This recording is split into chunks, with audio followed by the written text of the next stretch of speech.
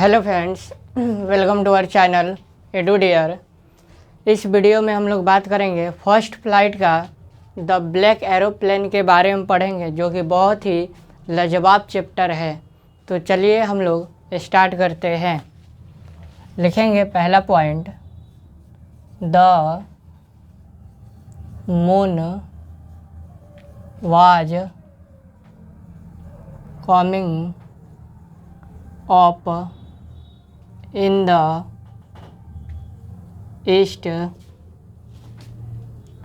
the stars were shining in the sky, no cloud in the sky. देखिए, बहुत ही सुंदर शब्दों में डेफिनेशन लिखा गया है। यहाँ पे बताया जा रहा है कि जो मून होता है, चांद, वो आपका ईस्ट से आता है, राइज होता है, उगता है, ठीक है। और जो स्टार थे वो चमक रहे थे, क्या कर रहे थे? शाइनिंग कर रहे थे इन द स्काई। कहाँ चमक रहे थे? तो स्काई में जो आपका स्टार है वो चमक रहा था, और स्काई में कोई सा भी बादल नहीं था। क्लाउड मतलब बादल, कोई सा भी बादल नहीं था। यहाँ तक तो बातें आई होप चमक गई होगी दमदार तरीके से। तो अगला पॉइंट लिखेंगे। जहाँ वर्ड मीनिंग नहीं समझ है कमेंट करिए, उसको बता दिया जाएगा। Narrator, pilot, alone, high, up, above, sleeping, countryside. देखिए क्या लिखा गया है कि जो पायलट होता है, ठीक है, जो ब्लैक एरोप्लेन है ना, उसका जो पायलट होता है वो क्या करता है कि अकेला ही रात में जब सब कोई सो रहा था तब जहाज़ को ऊपर से उड़ा रहा था। मान लीजिए कि यहाँ पे क्या है, ये सब पीपुल है, चिंटू मिंटू लाल लोग हैं ये लोग, ठीक है। तो ये लोग क्या कर रहे थे? नीचे सो रहे थे, और ऊपर से ब्लैक एरोप्लेन जो था ये उड़ा रहा था। कौन उड़ा रहा था? तो जो नरेटर पायलट था वो ब्लैक एरोप्लेन को उड़ा रहा था। यहाँ तक तो बातें समझ आ गई। तो अगला पॉइंट लिखेंगे।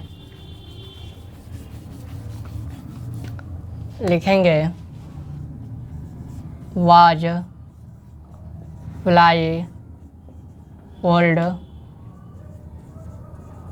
Dakota DS-088 aeroplane over France back to England, dreaming of the holiday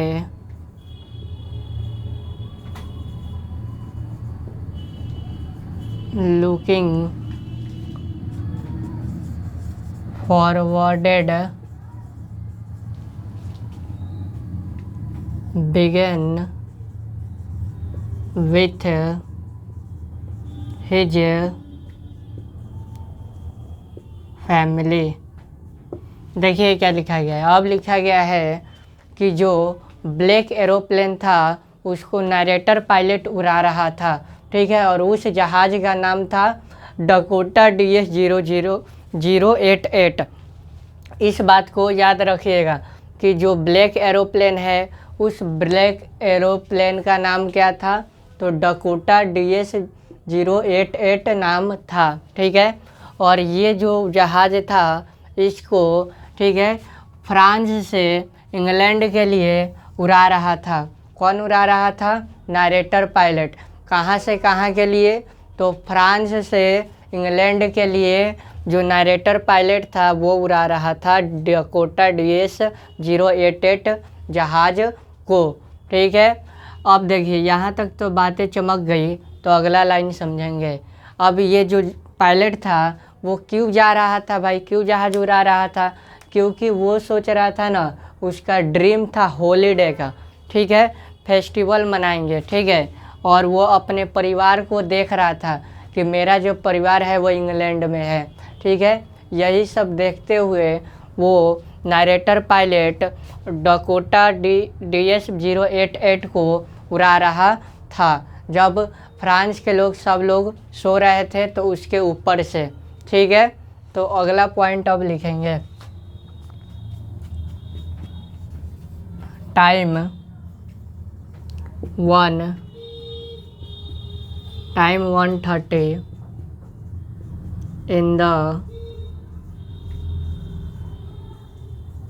morning called Pierce control room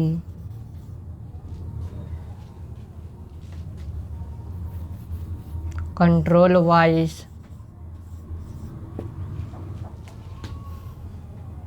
from the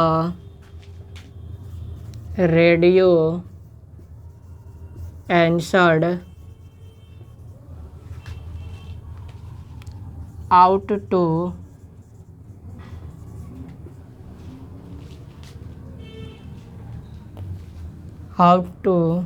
turn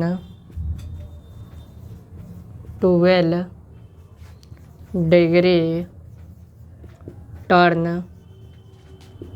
in the west DS-088। देखिए क्या लिखा गया है। अब लिखा गया है कि समय कितना हो रहा था। समय जो था वो सुबह का समय था। ठीक है, 1:30 हो रहा था, 1:30 हो रहा था, सुबह का समय था ना जी, 1:30। ठीक है, मॉर्निंग में। तो उस समय ये पियर्स कंट्रोल रूम को से आवाज़ आता है। ठीक है, और आवाज़ कौन करता है? तो जो रेडियो होता है वो रेडियो आंसर देता है। ठीक है, क्या देता है?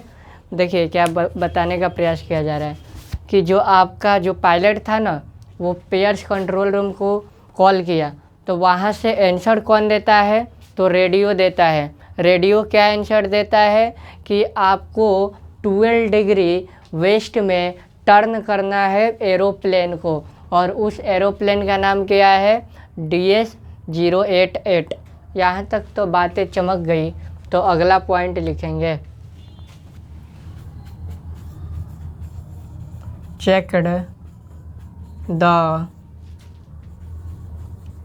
मैप एंड कंपास switched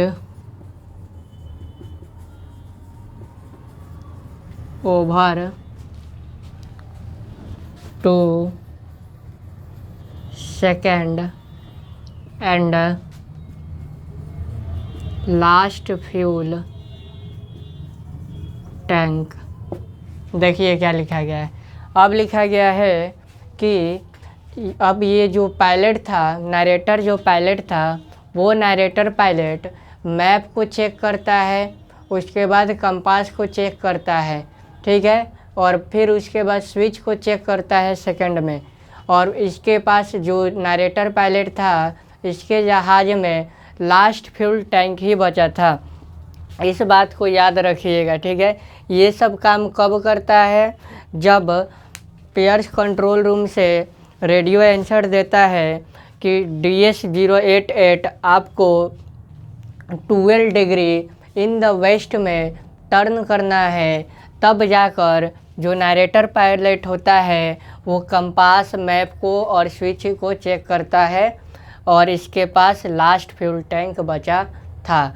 जहाँ पे भी नहीं समझ है आप कमेंट करिए, उस चीज़ को फिर से रिपीट करके आपको स्पेशल वीडियो डाल दिया जाएगा। घबराने की कोई बात नहीं है जब एडो डियर आपके साथ है। चलिए, तो इसको रफ करेंगे, क्लीन किया जाएगा, तो आप स्क्रीनशॉट ले लीजिए।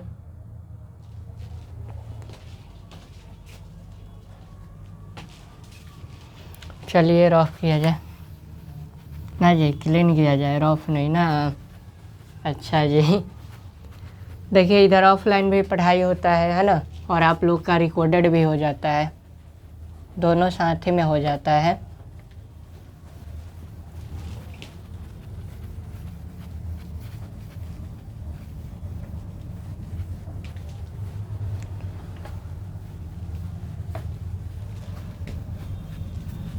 चलिए, तो अब लिखेंगे अगला point,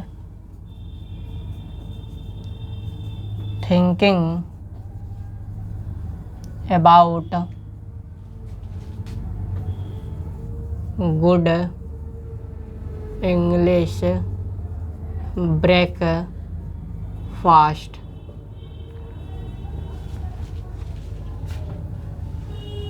Pears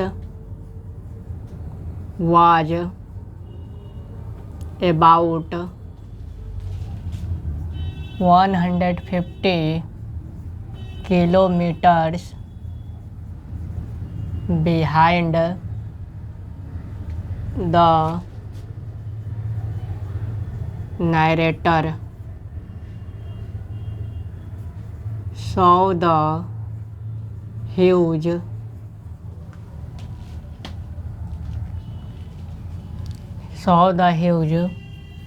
storm cloud looked like black mountain। देखिए क्या लिखा गया है। लिखा गया है कि जो आपका नरेटर पायलट होता है वो सोचता है गुड इंग्लिश ब्रेकफास्ट के बारे में, कि मैं इंग्लैंड पहुंचूंगा और वहां पे पहुंचकर दबाकर एकदम ब्रेकफास्ट करेंगे। ठीक है, ये कौन सोचता है? तो जो नरेटर पायलट होता है वो सोचता है। ठीक है, क्या सोचता है? ब्रेकफास्ट इंग्लिश के बारे में। ठीक है, और पियर्स जो था, ठीक है, फ्रांस का राजधानी कहाँ है? कैपिटल पियर्स है।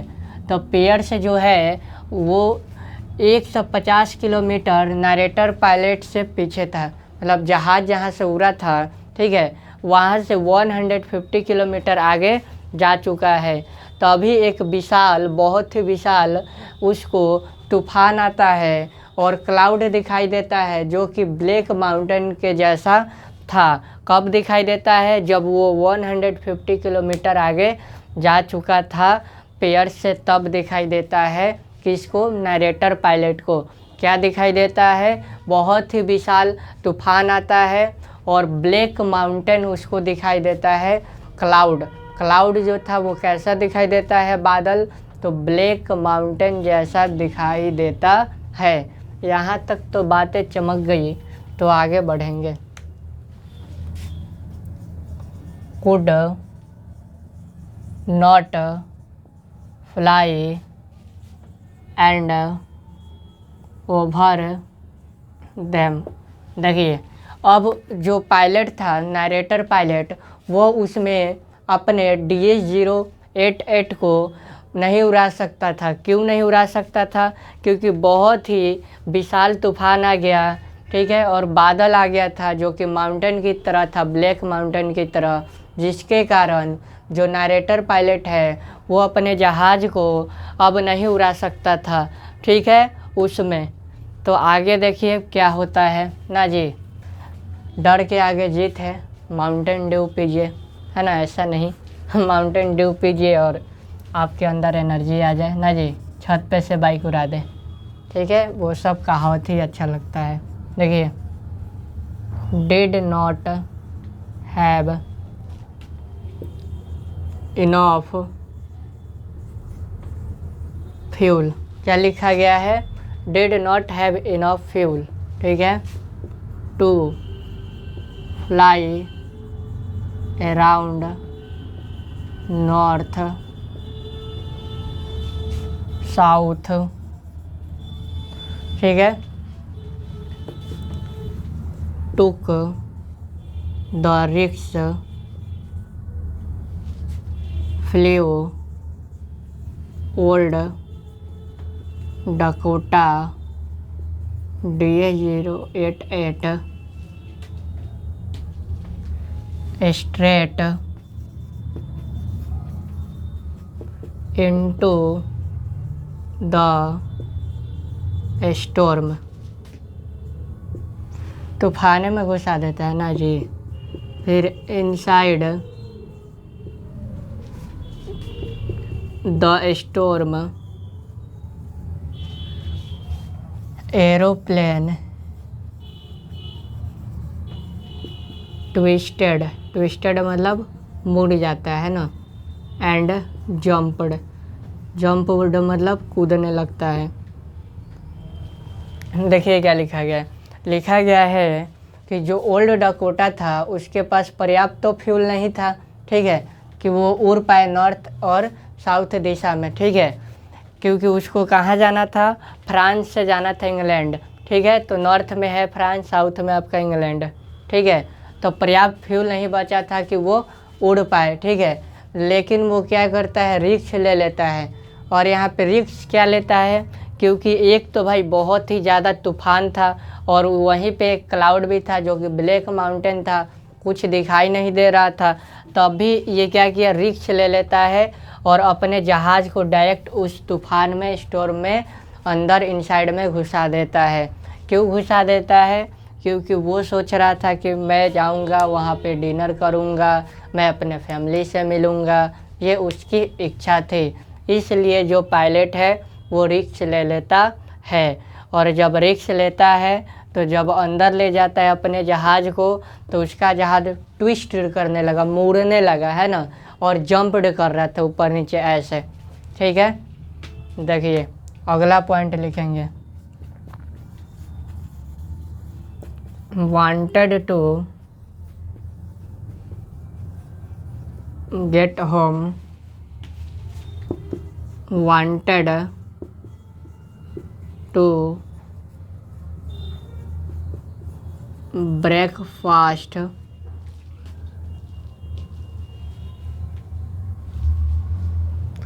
पूछा जाएगा रिस्क क्यों लिया, तो कहिएगा कि वो घर जाना चाहता था और वो ब्रेकफास्ट करना चाहता था, इसीलिए जो है नरेटर पायलट रिस्क ले लेता है।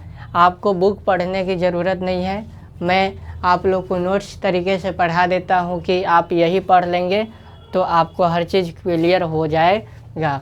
जहाँ पे डाउट है आप कमेंट करिए, बता दिया जाएगा। देखिए कंपास वाज डेड, कंपास जो था क्या हो गया, ख़राब हो गया। Other instrument and radio dead. देखिए अब वो तो तूफान में घुसा दिया था, कुछ दिखाई दे नहीं रहा था, तो क्या हुआ कि इसका जो कंपास था वो डेड हो गया, ख़राब हो गया, और अदर जो इंस्ट्रूमेंट था वो भी ख़राब हो गया, ठीक है। क्यों ख़राब हो गया, क्योंकि बहुत ही ह्यूज स्टॉर्म था, है ना, और जब जहाज़ को अपने अंदर घुसाता है उस तूफान में तो इसका जहाज़ क्या करता है, ट्विस्टेड करने लगता है, मुड़ने लगता है ना जी, और जंप्ड करता है ऊपर नीचे, ठीक है। इसलिए इसका कंपास और बाकी जो अदर जो इंस्ट्रूमेंट थे, मशीन थे, वो सभी ख़राब हो जाते हैं। यहाँ तक तो बातें चमक गई होगी, तो अगला पॉइंट लिखेंगे, lost in the storm saw another aeroplane had no light on its wings.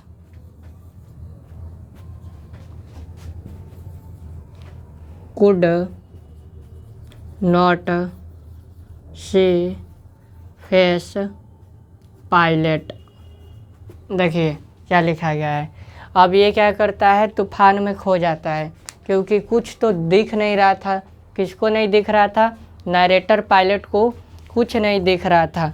तो फिर इसको दूसरा एरोप्लेन दिखाई देता है, जिस एरोप्लेन का जो पंख थे, विंग्स थे, उसमें लाइट नहीं था। ठीक है, और ये उस एरोप्लेन का जो दूसरा एरोप्लेन था उसके पायलट का फेस भी नहीं देख पाता है। ठीक है, क्योंकि एक तो तूफान था और उसके विंग्स पे लाइट नहीं थी, जिसके कारण जो दूसरे एरोप्लेन का जो पायलट था उसका फेस ये नहीं देख पाता है। ठीक है, फिर क्या होता है कि ये जो ब्लैक एरोप्लेन है DS-088 ये फॉलो करता है दूसरे एरोप्लेन को, है ना। फिर कुछ समय के बाद क्या होता है कि वो एरोप्लेन गायब हो जाता है और ये इसका जो है DS-088 एरोप्लेन ये उतर जाता है। कहाँ उतरता है? लैंड पर। तो इसी बात को अब इंग्लिश में लिख दिया जाए। ही लेफ्टेड ऑन लैंड एंड वेब्ड। देखिए जहाँ पे वर्ड मीनिंग नहीं समझ आए आप लोग कमेंट करिएगा, बता दिया जाएगा। ठीक है। Asked to follow him. देखिए ये क्या किया, अब लैंड पे उतर जाता है और जाता है पूछने। किससे पूछने जाता है? कंट्रोल सेंटर से, कि क्या जो दूसरा एरोप्लेन है, ठीक है, वो कहाँ है। क्योंकि इसी का एरोप्लेन लैंड किया था, उतरा था, उसका एरोप्लेन जो था वो लैंड ही नहीं किया था। तो ये बात सुनकर जो कंट्रोल सेंटर की लेडीज़ होती है वो हंसने लगती है, कहती है कि दूसरा एरोप्लेन तो कोई था ही नहीं, सिर्फ आप ही का एरोप्लेन था। ठीक है, तो वो क्या होता है, एरोप्लेन गायब हो जाता है और इस चैप्टर में पता ही नहीं चलता है कि ये एरोप्लेन कहाँ गया, है ना। इसका आंसर आप खोजते रह जाइएगा, मिलेगा ही नहीं। ठीक है, यानी सिंपल बोले तो देखिए, हो सकता है कि इसको भगवान मदद कर दिए होंगे, है ना, क्योंकि कर भला तो हो भला, अच्छा इंसान होगा, ये भला किया होगा तो भगवान भी इसका भला कर दिए। चलिए, thank you very much video को देखने के लिए। जहाँ भी डाउट हो कमेंट करिए और क्लास 10th का पूरे सिलेबस आपको कवर कर दिया जाएगा, घबराना नहीं है।